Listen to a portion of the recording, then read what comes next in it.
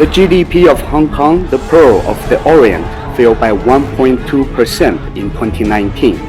It is the first negative annual growth in 10 years. Visitors to Hong Kong fell by 39.1% in the second half of 2019. It's a beautiful sight to behold, and I commend the courage of the people there. I'd like to speak directly to the people of Hong Kong. America stands with you. Fundamental freedoms, freedom of speech, of assembly, of demonstration, that are guaranteed by law to the people of Hong Kong.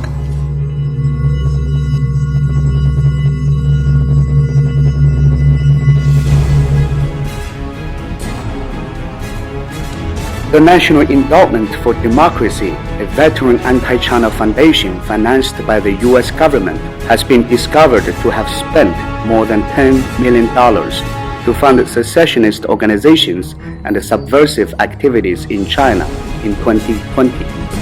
Hong Kong seemed to be an investment priority, with more than $2 million in grants given to at least 11 anti-China organizations and projects. From 1994 to 2018, the NED has invested over $10 million in Hong Kong. The rioters in Hong Kong are clearly organized. They communicate with professional gesture and confront the police orderly. Rioters work in different groups such as investigation team and media team. These actions are from a series of textbooks from the US. Foreign commanders also appeared in demonstrations.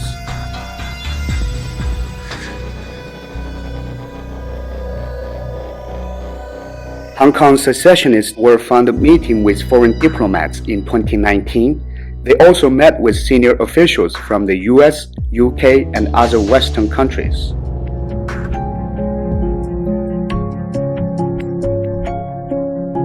On November 27, 2019, then US President Donald Trump signed the Hong Kong Human Rights and Democracy Act and the Hong Kong Protection Act, interfering in China's internal affairs. Western media reports turned a blind eye to the atrocities of the rioters, slandered the Hong Kong police, and portrayed the rioters as heroes of democracy.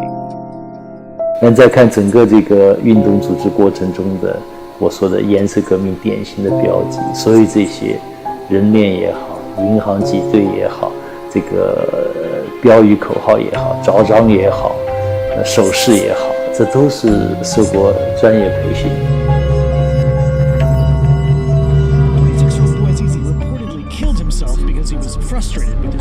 In 2010, a color revolution erupted in Tunisia after a social conflict. The riots were immediately praised by Western countries, which then swept across the whole Arab world in a chain reaction known as the Arab Spring. As early as the G8 summit in 2004, US President George W. Bush formally launched a new strategy called the Greater Middle East Initiative. US NGOs trained and funded tens of thousands of Arab activists.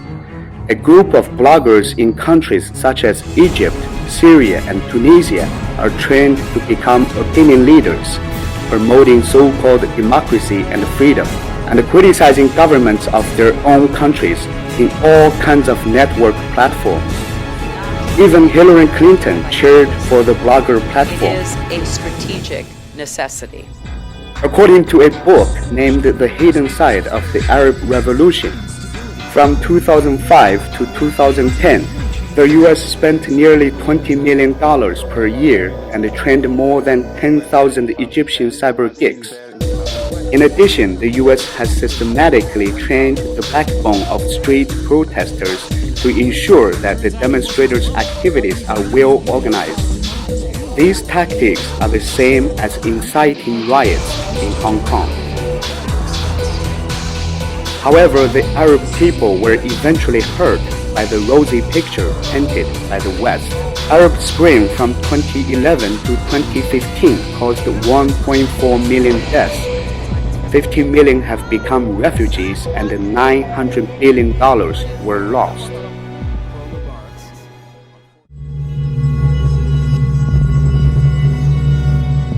In October 2004, the presidential election was held in Ukraine. The US sent hundreds of election experts to advise opposition leader Viktor Yushchenko. When Yushchenko failed the second round of voting, he accused the Ukrainian election of fraud. US President George W. Bush and US Secretary of State Colin Powell repeatedly backed Yushchenko's accusations. Millions of supporters of Yushchenko gathered in the center of Kiev, and a series of protests, sit-ins, and general strikes organized by the opposition party broke out across the country. Ukraine's Supreme Court had to annul the election and call a new one amid the protests. Yushchenko was re-elected with 52% of the vote. Several former Soviet states like Ukraine, Georgia, Kyrgyzstan, and Serbia witnessed color revolutions that toppled pro-Russian governments and established pro-US governments. There is no sign that the US will stop inciting color revolution in other countries for either ideological or geopolitical reasons.